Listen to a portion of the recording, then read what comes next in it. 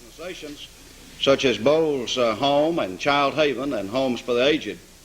That's the proposition that I am affirming tonight, and I am glad to do so. First of all, I'd like to look at some of the things that Brother Sutton has said. He talks about James 1:27, and indeed James 1:27 is pertinent to our discussion tonight. It says to visit the fatherless and widows in their affliction and to keep himself unspotted from the world. Episkeptomai does indeed mean what I said. The context may vary as to the subject from time to time. When God, for example, visited his people, God saw what the need was for his people, and he supplied the need that was there. The word, of course, is to be understood in the context in which it's found, and when found in connection with visiting the fatherless and the widows, something that we are to do, then it means to see what is there, see that need, and it involves to supply that need. Well, I thought everyone knew what to visit meant there. It doesn't mean to go see someone and tell them hi. It means when you see an orphan child that's hungry or has a need, it means to supply the need that's there. And while we're on James 1:27, and he mentions things for granted, it's very interesting to note that Brother Roy Cogdell in the Woods-Cogdell debate said on page 105, and he'd made the argument that James 1:27 has to apply to the church, or else the church can't practice pure and undefiled religion. Well, we'll grant that for the sake of the argument. Brother Sutton would not grant that in the discussion tonight. He said it applied to the individual. But Brother Cogdell said he would grant that James 1:27 applied to the church so it could practice pure and undefiled religion. Now, indeed, he said he would grant it for the sake of the argument, but he granted it for the sake of the argument.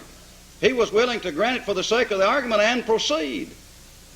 Indeed, the church can practice pure and undefiled religion.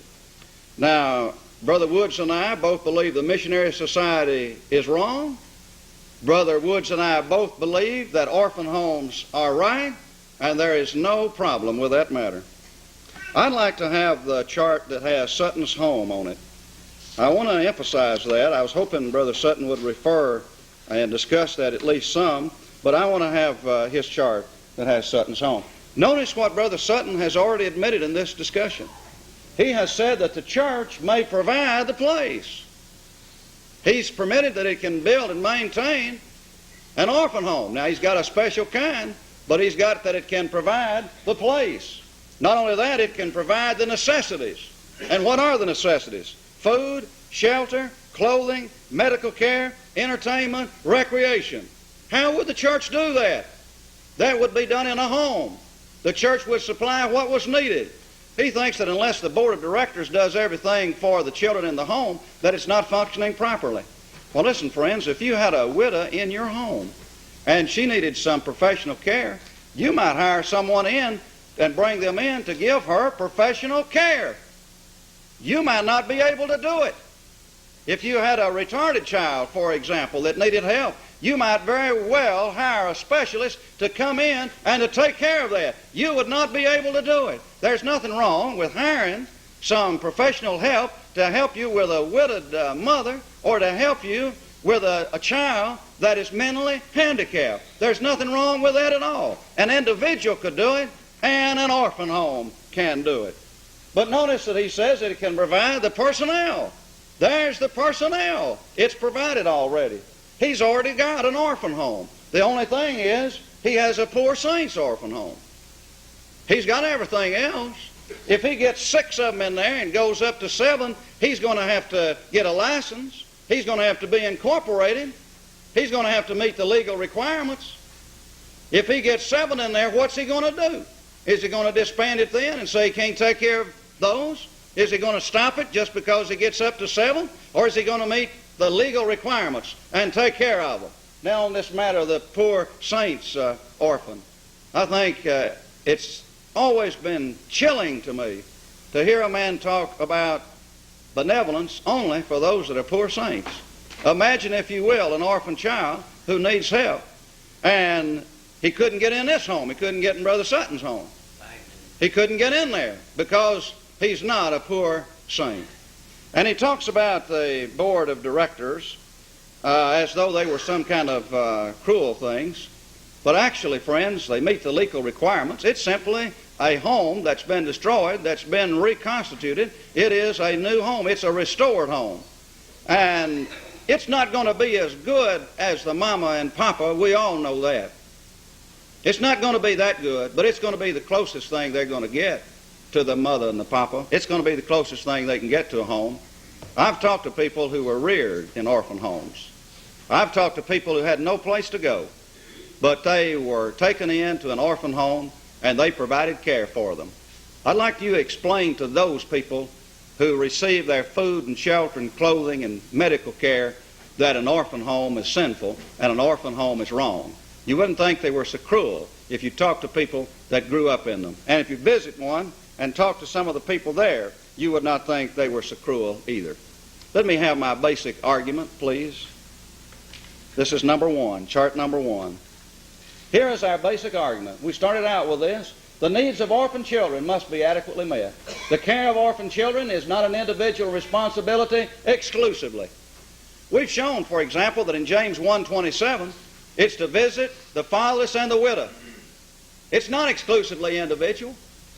We've shown that because 1 Timothy 5:16 says the churches take care of widows.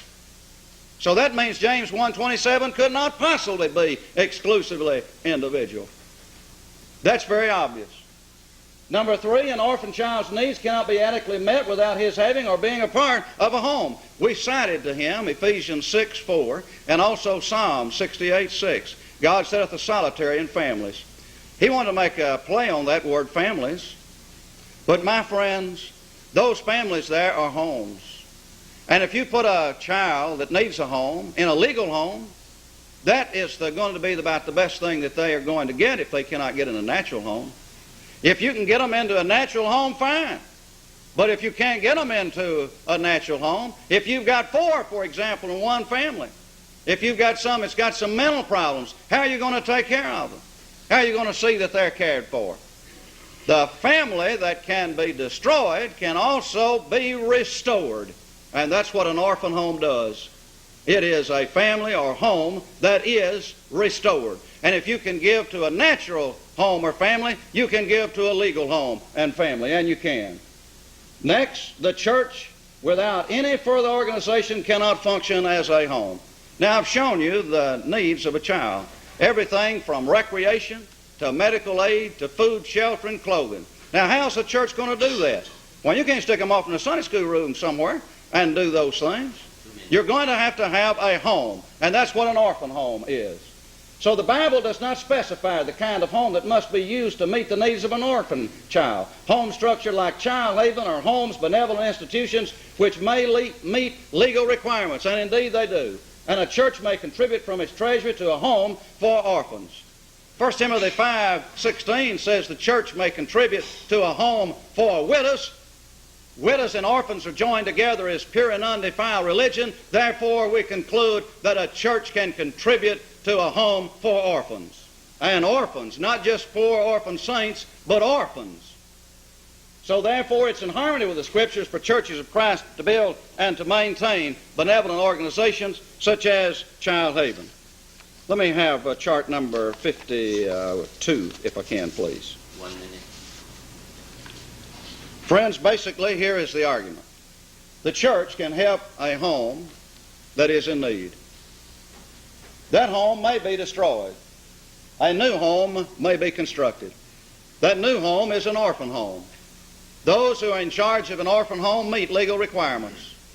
They are licensed, they are chartered, and they fulfill their obligations. That new home has directors, those who act as guardians over that home and over that family, just like parents do over a natural home. It's not wrong to get a license. You get a license when you get married. It's not wrong to engage in organizing a home like that. It needs to be organized. It's not wrong to meet legal requirements. A church meets legal requirements when it has trustees to hold the property. There's nothing in the New Testament about trustees, but it meets a legal requirement. It is good and valid. We understand that completely, that it's nothing wrong to have trustees. We can see that when it comes to our property. Thank you.